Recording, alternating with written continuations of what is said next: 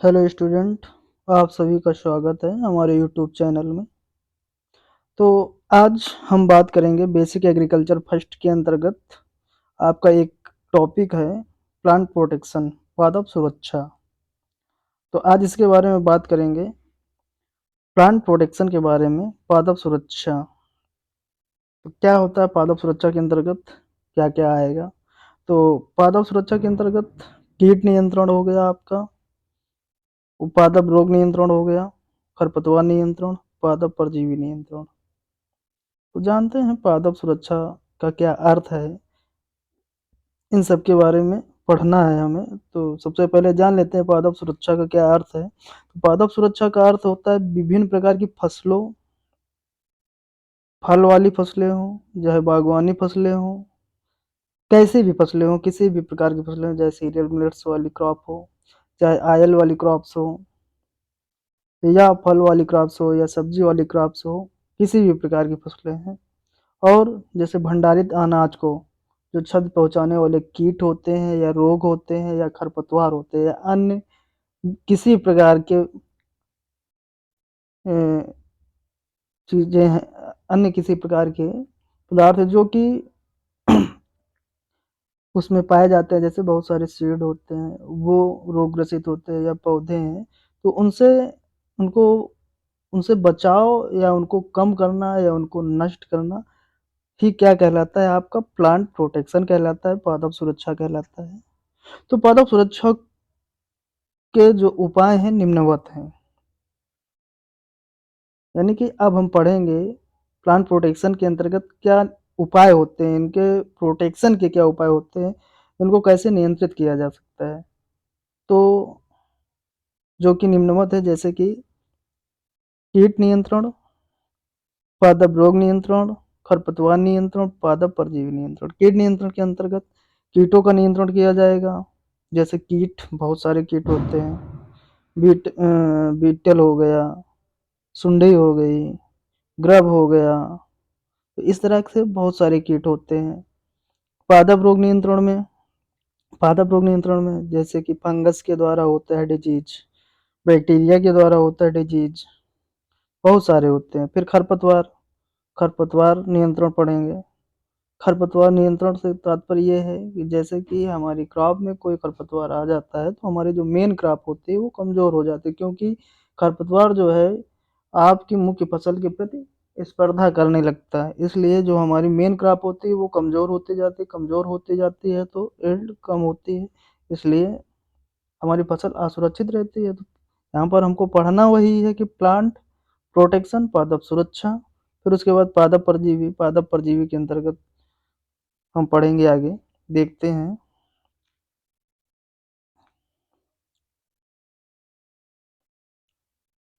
कीट, सबसे पहले हम बात करेंगे कीट की। कीट क्या होता है, देखते हैं कीट क्या होता है। कीट ऐसा जीव है जिनका शरीर खंडों में बटा रहता है। कीट ऐसा जीव है जिनका शरीर जो है खंडों में बटा रहता है, और इनकी 6 टांगे होती हैं। कितनी टांगे होती हैं? 6 टांगे होती हैं। सर पर एक जोड़ी एंटीना पाए जाते हैं। एंटीना होते हैं ना इस प्रकार के, कीट के एंटीना पाए जाते हैं। एक जोड़ी संयुक्त आंखें पाई जाती हैं, और इनमें विभिन्न प्रकार के मुखांग पाए जाते हैं। विभिन्न प्रकार के मुखांग का मतलब ये है, किसी का मुख चूसने वाला होगा तो किसी का चबाने वाला होगा, तो किसी का चुभोने वाला होगा, तो किसी का साइफनाकार होगा। तो जिन्हें निम्न वर्गों में व्यक्त किया गया है। तो काटने एवं चबाने वाले कीट होते हैं, चुभाने और चूसने वाले साइफनाकार, शोषणाकार, चबाने व चाटने वाले कीट होते हैं। तो इनके अंतर्गत देखेंगे आगे। फिर उसके बाद बात कर लेते हैं पेस्ट, काहे के बारे में बात कर लेते हैं, पेस्ट के बारे में बात कर लेते हैं। पेस्ट क्या होता है? जो जंतु फसल को हानि पहुंचाते हैं, जो जंतु फसल को हानि पहुंचाते हैं उन्हें हानिप्रद जीवों की संज्ञा दी जाती है। जैसे कि कीट, कीट मतलब इंसेक्ट, चूहा, हिरन, चिड़िया, खरगोश आदि। नोट, एक लाइन है ये, सभी पेस्ट कीट नहीं होते, सभी पेस्ट कीट नहीं होते, लेकिन जो भी जंतु, यानी जो भी जंतु फसल को हानि पहुंचाते हैं वही पेस्ट कहलाते हैं। उन्हें ही जो है पेस्ट की संज्ञा दी जाती है। कुछ कीटों को यानी जो इंसेक्ट हैं, इंसेक्ट की वर्गीकरण किया गया है, उनके गण के अनुसार उनको विभक्त किया गया है। जैसे आपका पहला नंबर, इनका ऑर्डर है आर्थोप्टेरा। एग्जाम्पल फॉर से टिड्डा हो गया, झींगर हो गया, ये आर्थोप्टेरा के अंतर्गत आता है। दूसरा ऑर्डर है, ऑर्डर मतलब गण, आइसोप्टेरा। आइसोप्टेरा के अंतर्गत जैसे आपका आता है दीमक। फिर अगला ऑर्डर है, अगला गण है होमोप्टेरा, इसमें सफेद मक्खी आती है, पायरिल्ला आती है। चौथा है हेमीपटेरा, एग्जाम्पल बग्स, आपका बग्स होता है। फिर अगला ऑर्डर है कोलेप्टेरा। कोलेप्टेरा के अंतर बीटल्स आता है, वीवल्स आता है।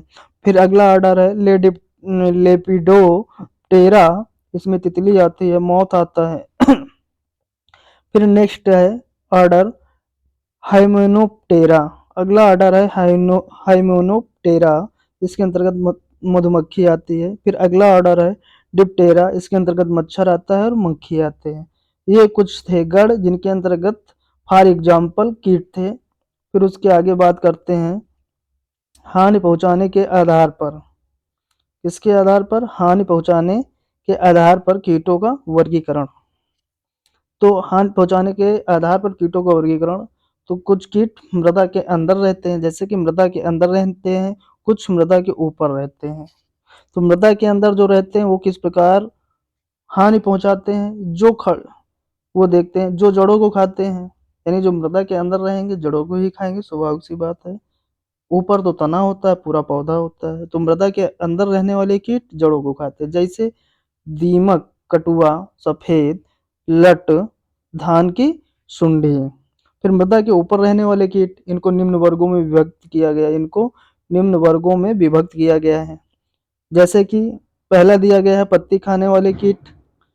कौन से? पत्ती खाने वाले कीट। उसके अंतर्गत कौन कौन से आते हैं? बीटल हो गया, आपका सुंडी हो गई। दूसरा है तना खाने वाले कीट, तना छेदक फल हो गया, फल छेदक हो गया, ये तना खाने वाले कीट है। फिर अगला है चूसने वाले कीट, जैसे धान का फुदका रोग, धान का फुदका कीट, टमाटर और बैंगन का फुदका कीट, थ्रिप्स, साइला, गंधी बग। फिर नेक्स्ट है अनाज के कीट। अनाज के कीट के अंतर्गत कौन कौन से आते हैं? घुन हो गया, आपका सुंडी हो गया। फिर उसके आगे बात करते हैं इनके नियंत्रण के बारे में बात करते हैं। जैसे कि इसमें आपको पढ़ना है, बेसिक चीज पढ़ना है, ज्यादा डीपली नहीं पढ़ना है, क्योंकि बेसिक एग्रीकल्चर फर्स्ट के अंतर्गत पादप सुरक्षा के अंतर्गत क्या क्या आता है, जितना आपका बाई सिलेबस है उतना ही बात करेंगे, ठीक है। और फिर आगे इसको विस्तार से पढ़ेंगे। अगला है कीट नियंत्रण। कीट नियंत्रण, कीट नियंत्रण को निम्नवत तरीके से जो है नियंत्रित किया जा सकता है। कीट नियंत्रण को, जैसे कीट कोई लगा है उसको नियंत्रण करने के, कंट्रोल करने के, क्या करने के? कंट्रोल करने के निम्नवत तरीके होते हैं। कंट्रोल करने के निम्नवत तरीके होते हैं। किस किस तरीके से किया जा सकता है तो वो हम देखेंगे। तो एक तो आपका प्राकृतिक नियंत्रण विधि है और दूसरा होता है आपका कृत्रिम नियंत्रण विधि। तो देख लेते एक एक। तो पहला है प्राकृतिक नियंत्रण विधि। इसके अंतर्गत प्रकृति में ऐसे परिवर्तन होते हैं या ऐसी क्रियाएं होती हैं जो स्वयं की कीटों की संख्या पर निर्भर यानी नियंत्रण करते हैं। इसके अंतर्गत प्रकृति में ऐसे परिवर्तन होते हैं या क्रियाएं होती हैं या ऐसे क्रियाकलाप होते हैं जो स्वयं कीटों की संख्या पर बॉन्ड रखते हैं, जो कि निम्नवत है। जैसे पहला फैक्टर क्या है? जलवायु संबंधी कारक। जलवायु संबंधी कारक के अंतर्गत जैसे तापमान हो गया, आपका वर्षा हो गया, वायु हो गई, तापमान हो गया, वर्षा हो गई, वायु हो गई, ये सभी जो है। और जैसे कि वायुमंडलीय एवं रासायनिक संरचनाएं, ये सारी चीजें वायुमंडलीय फैक्टर के अंतर्गत आती हैं। ये जो है कीटों को जो है ऐसे ऐसे परिवर्तन होते हैं जिसकी वजह से जो है कीट मर जाते हैं या समाप्त हो जाते हैं या लुप्त हो जाते हैं। वैसे अब जैसे थोड़ी देर के लिए ले लीजिए, तापमान है। तापमान, बहुत से ऐसे कीट होते हैं कि जब तापमान बढ़ने लगता है तो वो जो है सर्वाइव नहीं कर पाते और कीट मर जाते हैं। बहुत से ऐसे कीट होते हैं जो वर्षा के दौरान मर जाते हैं और कुछ ऐसे भी कीट होते हैं जो वायु के माध्यम से नष्ट हो जाते हैं। ठीक इसी प्रकार अगला नेक्स्ट है मृदा रचना। कीट को नियंत्रण करने के लिए समुद्र, पहाड़, नदियाँ, वन, ये सभी जो है भौतिक एवं जो रासायनिक रचनाएं होती हैं, ये भी जो है इनके अनुसार कीट पर नियंत्रण होता है। प्राकृतिक शत्रु जैसे कीटाहारी परजीवी। प्रकृति के कुछ ऐसे भी जीव होते हैं जो स्वतः कीटों को मारते हैं और खाते हैं, वही तो प्राकृतिक शत्रु कहलाएंगे। कहने का मतलब प्रकृति के कुछ ऐसे भी जीव होते हैं जो स्वतः ही कीटों को मारते हैं और खाते हैं, जिन्हें कीटाहारी कहते हैं और कीट परजीवी कहते हैं। फिर अगला है प्राकृतिक रोग। प्राकृतिक रोग जिसके अंतर्गत आपके आते हैं क्या, फफूंद, विषाणु, जीवाणु, यानी मतलब कि अन्य प्राणियों की भांति कीटों में विभिन्न प्रकार के रोगों का प्रकोप होता है। ठीक है। फिर उसके आगे बात करते हैं कृत्रिम नियंत्रण। कृत्रिम नियंत्रण कैसे होता है ये देख लेते हैं हम। इसके अंतर्गत पहले हम कीट को पहचानेंगे। क्या करेंगे, कीट की पहचान करेंगे, कीट के जीवन चक्र के बारे में जानेंगे। जब तक हम कीट को पहचान नहीं पाएंगे, कीट के जीवन चक्र के बारे में हम जान नहीं पाएंगे, तब तक हम उनका नियंत्रण कृत्रिम विधि से नहीं कर सकते हैं। जब हम कीट को पहचान लेंगे तभी उसका नियंत्रण कर सकते हैं। तो नियंत्रण किस तरीके से किया जाता है, आर्टिफिशियल कंट्रोल किस तरीके से किया जाता है इंसेक्ट का, वो अब हम देखेंगे। तो दो विधियां हैं, एक यांत्रिक नियंत्रण विधि है, एक जैविक नियंत्रण विधि है। तो हम पहले बात कर लेते हैं यांत्रिक नियंत्रण विधि की। तो पहला बिंदु है हाथ द्वारा कीटों को एकत्रित करना। हाथ द्वारा कीटों को एकत्रित करना कहने का मतलब बहुत से ऐसे कीट होते हैं जो अपने अंडे देते हैं। तो हाथों द्वारा कीटों को एकत्रित करने का मतलब क्या है, उनके अंडों को एकत्रित करके नष्ट कर देना है। दूसरी बात है पट्टी बांधना। अब पट्टी बांधना इससे क्या तात्पर्य है, बहुत से ऐसे कीट होते हैं, बहुत से ऐसे कीट होते हैं जो भूमि से पेड़ पर चढ़ते हैं। ठीक है, तो उसमें क्या करते हैं, हम पट्टी बांध देते हैं और नीचे से और ऊपर से ग्रीस का लेप कर देते हैं। तो जो कीट जाता है यहाँ पर जाकर फंस जाता है। जब यहाँ पर फंस जाता है तो ऊपर जा नहीं पाता, जिससे नियंत्रण हो जाता है। बाय द वे अगर यहाँ चढ़ भी जाता है तो ऊपर भी ग्रीस लगी होती है, उसमें जाकर फंस जाता है। तो इस प्रकार पट्टी बांधने से जो है, इसे टेपिंग भी कहा जाता है, टेप भी कभी बांध दिया जाता है। इस प्रकार नियंत्रण करते हैं। फिर अगला है खाई खोदना। अब खाई खोदने वाली बात आ गई, तो खाई खोदने से किस प्रकार कीट का नियंत्रण कर सकते हैं। तो खाई खोदने से जैसे जहाँ पर वृक्ष है, जैसे आपका ये वृक्ष है, ये वृक्ष है, तो इसके जो तना है, तने के चारों ओर जो है खोद देंगे थोड़ा सा गहराई में। फिर उसके बाद चारों ओर यानी कहने का मतलब खोद देंगे और उसके बाद क्या करेंगे, उसमें पानी भर देंगे। उसमें फुदकने और रेंगने वाले कीट होते हैं, उसमें जाकर गिरकर मर जाते हैं, जिससे कीटों का रोकथाम किया जा सकता है। फिर अगला है प्रकाश प्रपंच। प्रकाश प्रपंच में क्या होता है, जैसे जहां पर हमारी फील्ड होती है, जहां पर क्रॉप होती है, वहां पर लाइट को लगा दिया जाता है। जैसे कि हमारी ये फील्ड है और यहाँ पर हमने एक लाइट लगा दिया, ऐसे ऐसे ये एक हमने लाइट लगा दिया। फिर क्या होता है, और नीचे एक ऐसे बॉक्स बना दिया जाता है और उसमें पानी भर दिया जाता है।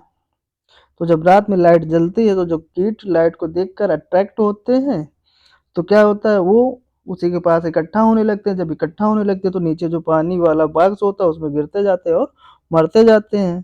तो इससे कीट का हम नियंत्रण कर लेते हैं। फिर नेक्स्ट है चिपचिपे प्रपंच। अगला क्या है, चिपचिपे प्रपंच। तो इसमें क्या होता है ये भी देखते हैं क्या होता है इसमें। चिपचिपे प्रपंच एक तरह से कहने का मतलब कोई ऐसा चिपचिपा पदार्थ है जो बोरी वगैरह में लगा दिया जाता है और लगाकर उसको एक प्रलोभन का उपयोग करके वृक्ष पर लगा दिया जाता है।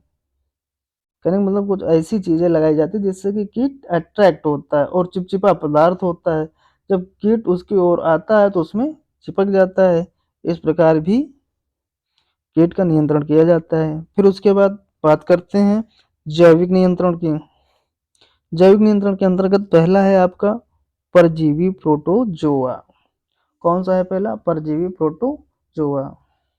तो प्रोटोजोआ की जो है अनेक किस्में कीटों पर परजीवी होती हैं, जो कि फसल के विरुद्ध, यानी कहने फसल के विरुद्ध क्या, जो कीट लगते हैं उनके विरुद्ध कार्य करते हैं। ठीक है, जैसे कि आपका डीडी कौन सी थी, हाँ, जैसे कि आपका पैराजिया है, पायरस्टी नामक, जो प्रोटोजोआ के मक्का बेधक के विरुद्ध सफल रहा है। जो पैराजिया पायरस्टी नामक प्रोटोजोआ है, मक्का के जो बेधक कीट होता है उसके विरुद्ध कार्य करता है। दूसरा है आपका परजीवी सूत्रकृमि। परजीवी सूत्रकृमि जो कहने का मतलब जो कीटों के ऊपर रहकर उन्हें नष्ट करते हैं, जीवों के ऊपर रहकर उन्हें नष्ट करते हैं, जैसे डीडी 136। फिर उसके बाद उत्प्रेरक। फिर उसके आगे क्या है? उत्प्रेरक। उत्प्रेरक किस प्रकार कार्य करता है ये देखते हैं। उत्प्रेरक मतलब कि एक तरह बात समझ ही रहे हैं, उत्प्रेरक का मतलब होता है क्या है? उत्प्रेरक एक तरह से उत्प्रेरक का कार्य करता है, काहे का करता है? बढ़ावा देने का कार्य करता है। इसका काम करता है बढ़ावा देने का कार्य करता है। तो इसमें क्या होता है, जैसे कि बहुत सारे ऐसे कीट होते हैं जो कि